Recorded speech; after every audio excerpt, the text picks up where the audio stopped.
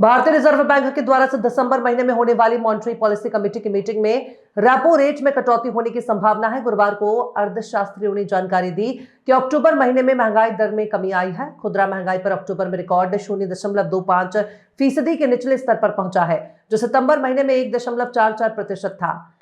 बिहार चुनाव के नतीजों के बीच सोने की कीमतें कुछ कम हुई हैं। आज 24 कैरेट सोने की कीमत प्रति ग्राम 12,785 रुपए है, जो कल के मुकाबले 80 रुपए कम है। वहीं 22 कैरेट सोने की कीमत आज 11,720 रुपए प्रति ग्राम है, जो गुरुवार के मुकाबले 70 रुपए सस्ता है। वहीं 18 कैरेट सोने की कीमत आज एक दिन पहले के मुकाबले 58 रुपए कम होकर 9,589 रुपए प्रति ग्राम है। इस तरह से अगर 10 ग्राम के हिसाब से देखें तो आज 24 कैरेट सोने की कीमत में प्रति 10 ग्राम 800 रुपए की कमी आई है।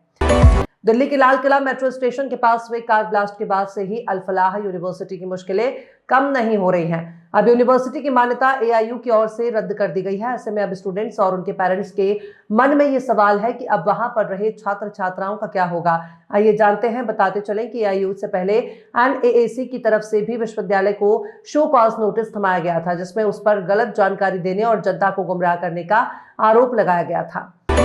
दिल्ली एनसीआर में हर साल सर्दियों की शुरुआत के साथ ही प्रदूषण बढ़ जाता है। इस बार हालात और भी ज्यादा खराब हो चुके हैं। दिवाली के बाद से ही इस बार दिल्ली एनसीआर में प्रदूषण इतना बढ़ गया है कि सुबह शाम कुछ मीटर आगे तक देख पाना भी मुश्किल हो रहा है। दिल्ली एनसीआर के कई इलाकों में AQI 400 के भी पार पहुंच गया है, जिसे गंभीर श्रेणी में रखा जाता है। इस माहौल में जहां लोगों में सांस संबंधी समस्याएं भी बढ़ जाती हैं। बिहार विधानसभा चुनाव में महागठबंधन की करारी हार पर समाजवादी पार्टी के मुखिया अखिलेश यादव ने अब चुनाव आयोग और स्पेशल इंटेंसिव रिवीजन यानी SIR पर हार का ठीकरा फोड़ा है। सपा नेता ने कहा कि बिहार में जो खेल SIR ने किया था वो अब यूपी में नहीं होने दिया जाएगा। सपा अध्यक्ष अखिलेश यादव ने कहा कि अलग अलग राज्यों में जिस तरह से SIR के नामों के चुनावी साजिश की जा रही है, उसे उत्तर प्रदेश में करने से रोका जाएगा। दिल्ली में 10 नवंबर को ब्लास्ट के बाद पूरे देश में हाई अलर्ट है। उत्तर प्रदेश के प्रमुख शहरों में विशेष सतर्कता बरती जा रही है और इसी के तहत धर्मनगरी वाराणसी में भी सतर्कता और सुरक्षा व्यवस्था को बढ़ा दिया गया है। जहां एक तरफ काशी के प्रमुख संवेदनशील जगहों पर कड़ी चेकिंग की जा रही है, वहीं वाराणसी के गंगा नदी के बीच धारा में बड़ा मॉक ड्रिल किया गया है।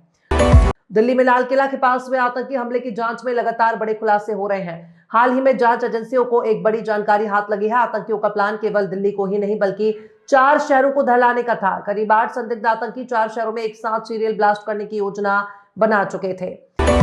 दिल्ली और बिहार के बीच चलने वाली ट्रेन देश की सबसे भीड़भाड़ वाली और व्यस्त ट्रेनों में से एक है। ये ट्रेनें लाखों प्रवासी कामगारों, छात्रों और यात्रियों को अपनी सेवाएं देती हैं। भारी यात्रा भार के बावजूद भी ये रूट बाकी लंबी दूरी की ट्रेनों की तरह ही लागत संरचना पर चलता है। इंडियन प्रीमियर लीग के 19वें संस्करण से पहले दिसंबर में मिनी ऑक्शन होगा। उससे पहले कल शनिवार को रिटेंशन लिस्ट जारी होगी। उससे पहले कोलकाता नाइट राइडर्स टीम ने बड़ा कदम उठाया है। शुक्रवार को शेन वॉटसन की नियुक्ति का ऐलान करने के बाद टीम ने शुक्रवार को घोषणा की है कि टीम सऊदी गेंदबाजी कोच नियुक्त किए गए हैं। अजय देवगन, रकुल प्रीत सिंह और माधवन स्टारर फिल्म दे दे प्यार दे 2 साल की मच अवेटेड फिल्म थी। फाइनली इस रोम कॉम ने आज 14 नवंबर 2025 को बड़े पर्दे पर दस्तक दे दी है।